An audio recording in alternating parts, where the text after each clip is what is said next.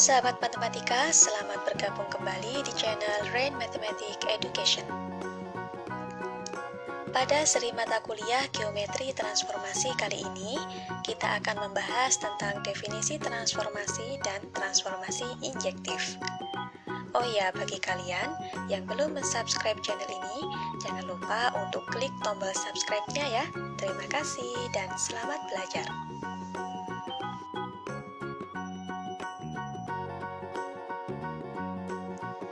Oke, sebelum kita masuk pada pemaparan materi, ada beberapa hal yang harus kita sepakati terkait dengan notasi matematis yang akan kita gunakan dalam pembelajaran selama satu semester ini. Yang pertama, titik-titik di dalam bidang R kuadrat kita notasikan dengan menggunakan huruf besar. Seperti bisa teman-teman lihat di situ ya, ada A besar, B besar, C besar, dan sebagainya. Yang kedua, garis-garis akan kita notasikan dengan menggunakan huruf kecil, seperti A kecil, B kecil, C kecil, dan sebagainya. Yang ketiga, fungsi-fungsi akan kita notasikan dengan menggunakan huruf Yunani, seperti alfa, beta, gamma, dan sebagainya. Setiap kali kita mengambil titik di bidang R kuadrat, maka titik-titik tersebut berupa vektor yang terdiri dari dua elemen. Elemen yang pertama merupakan posisi dari titik tersebut di sumbu X, sedangkan elemen yang kedua merupakan posisi dari titik tersebut di sumbu Y. Teman-teman bisa lihat di dalam slide, misalkan saya mengambil titik A, di mana titik A ini adalah elemen dari R kuadrat. A bisa saya representasikan dalam bentuk vektor X, Y, di mana X dan Y-nya ini adalah elemen-elemen dari bilangan real.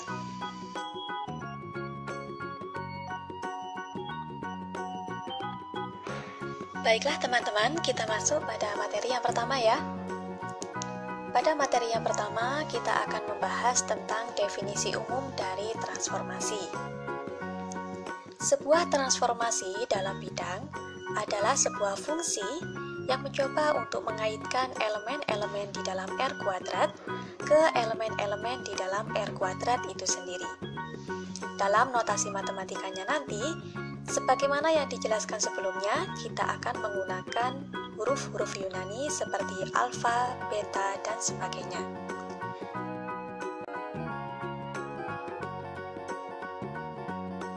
Berdasarkan definisi tadi, terdapat beberapa hal yang harus teman-teman ingat dan teman-teman pahami terkait dengan definisi transformasi. Karena transformasi ini didefinisikan sebagai sebuah fungsi, maka teman-teman harus mengingat kembali definisi dari fungsi dan syarat-syarat dari fungsi. Fungsi dan pemetaan itu adalah sebetulnya istilah yang sama, cuma fungsi biasanya digunakan dalam mata kuliah kalkulus, analisis real, dan sebagainya, sedangkan pemetaan lebih cenderung digunakan untuk mata kuliah aljabar. Syarat dari fungsi yang pertama yaitu relasinya harus tertutup. Artinya apa? Hasil dari relasi tersebut termuat di dalam kodomain. Syarat yang kedua, relasinya ini memenuhi implikasi dari fungsi. Implikasi dari fungsi itu yang seperti apa? Sama saja dengan implikasi yang berlaku pada pemetaan. Jadi, misalkan kita punya titik P dan titik Q, yang mana kedua titik ini kita ambil dari R kuadrat. Misalkan pula, alfa adalah sebuah relasi. Nah, si alfa ini kita sebut sebagai fungsi jika memenuhi implikasi sebagai berikut. Jika titik P sama dengan titik Q, akan berakibat alfa P-nya sama dengan alfa Q. Bentuk implikasi yang seperti ini, nilai kebenarannya sama dengan bentuk kontraposisinya. Sehingga dalam membuktikan apakah implikasi fungsi itu berlaku atau tidak, kita boleh menggunakan bentuk kontraposisinya, yaitu jika alfa P tidak sama dengan alfa Q, maka akan berakibat titik P tidak sama dengan titik Q. Setelah syarat dari fungsi terpenuhi, kita perlu mengkonfirmasi satu hal lagi, yaitu apakah domain dan kodomainnya sama.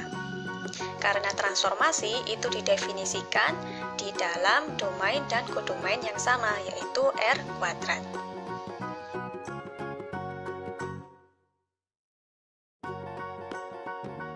Oke teman-teman, kita lanjutkan pembahasannya pada transformasi injektif ya. Definisi dari transformasi injektif. Sebuah transformasi alfa yang mencoba untuk mengaitkan elemen-elemen di dalam R kuadrat ke R kuadrat disebut sebagai transformasi injektif jika dan hanya jika untuk setiap titik-titik yang berbeda akan memiliki image yang berbeda pula.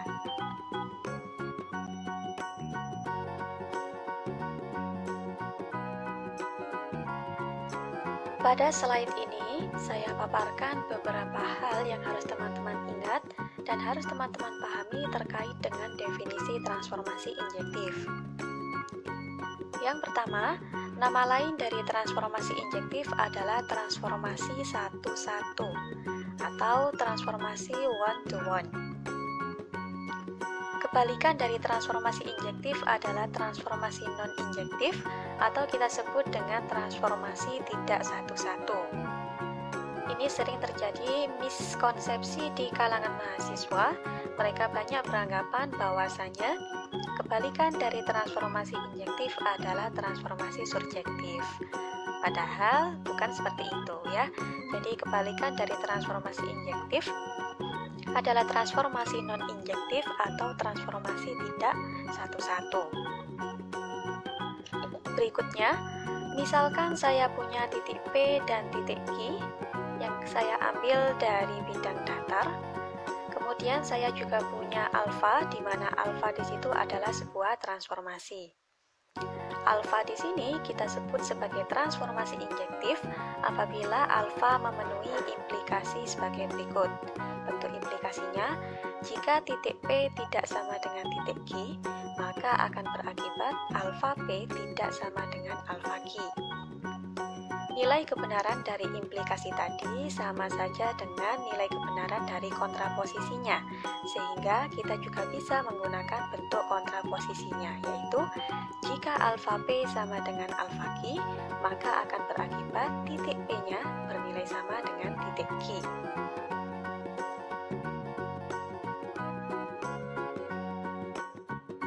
Dari definisi umum transformasi injektif yang telah dijelaskan sebelumnya, dapat kita rangkum langkah-langkah yang harus kita lakukan untuk membuktikan apakah suatu relasi termasuk dalam kategori transformasi injektif atau bukan.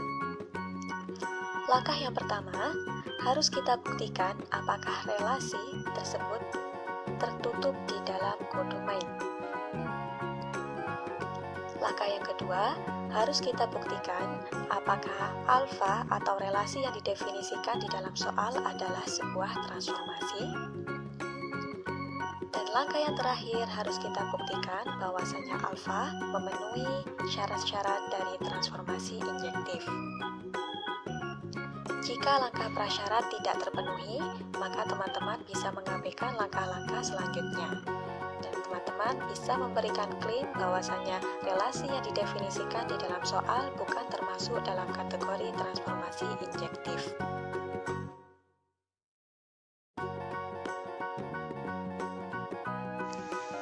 Oke, berikutnya kita masuk ke contoh soal ya.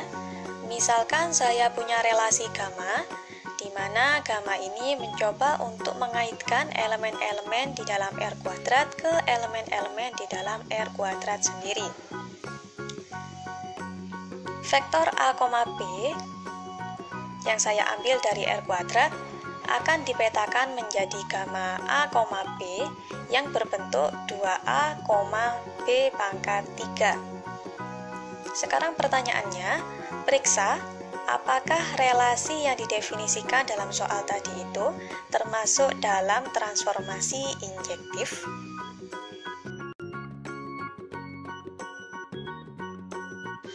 Kita kerjakan bersama-sama ya.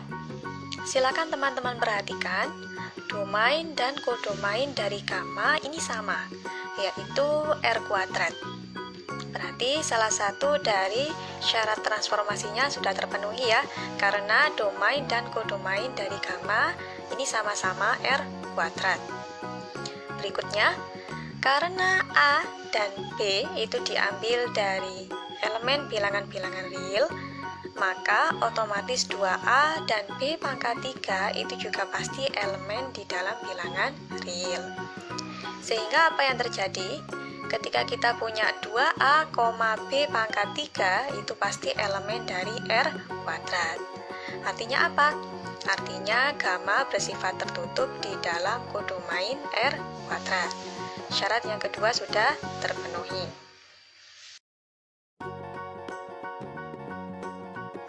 Oke, berikutnya kita ambil dua buah titik ya, karena seperti yang dikatakan tadi, titik-titik itu dapat direpresentasikan dalam bentuk vektor-vektor yang berisi dua elemen ya. Satu elemen menunjukkan posisinya di sumbu X dan satu elemen yang lain menunjukkan posisinya di sumbu Y. Di sini saya mengambil dua buah titik A, B dan C, D dengan kondisi A, B sama dengan C, D. Artinya seperti apa? Teman-teman pasti sudah tahu. Artinya adalah A sama dengan C dan B sama dengan D. Oke, berikutnya coba teman-teman lihat gamma A, B berdasarkan definisi akan dipetakan ya menjadi bentuk 2A, B pangkat 3. Karena A di sini sama dengan C, maka saya boleh mengganti A dengan C. Begitu juga karena B sama dengan D, maka saya boleh mengganti B dengan D. Sehingga kita peroleh 2C, D pangkat 3. Dan ini tak lain adalah definisi dari gamma C, D. Karena untuk setiap A, B yang sama dengan C, D berlaku gamma A, B sama dengan gamma C, D, maka gamma di sini memenuhi implikasi dari fungsi. Berikutnya, karena gamma tadi tertutup, kemudian domain dan kodomainnya sama-sama R kuadrat dan memenuhi implikasi dari fungsi, maka dapat kita simpulkan bahwasanya gamma adalah sebuah transformasi. Saya kira sampai di sini jelas ya teman-teman.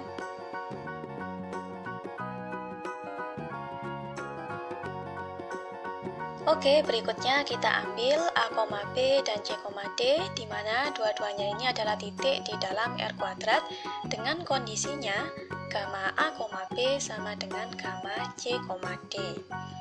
Sekarang teman-teman perhatikan, kita punya modal gamma A, B sama dengan gamma C, D. Artinya apa? 2A, B pangkat 3 itu sama dengan 2C, D pangkat 3. Artinya apa? 2A sama dengan 2C, kemudian B pangkat 3 sama dengan D pangkat 3. Nah, dari 2A sama dengan 2C, kita akan otomatis memperoleh A sama dengan C. Dari B pangkat 3 sama dengan D pangkat 3, kita juga akan peroleh nilai B sama dengan D. Sehingga A, B itu sama dengan C, D. Karena untuk setiap kali kita punya gamma A, B sama dengan gamma C, D, berlaku A, B sama dengan C, D, maka gamma di sini adalah sebuah transformasi injektif.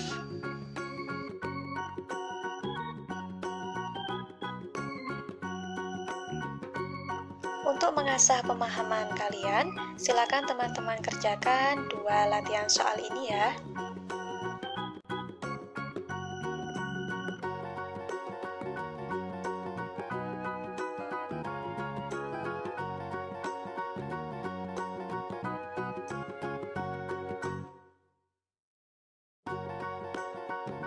Oke teman-teman, sekian dulu pembahasan dalam video kali ini. Ada kurang lebihnya, saya mohon maaf. Semoga bermanfaat dan jangan lupa tekan tombol like dan subscribe-nya ya. Terima kasih.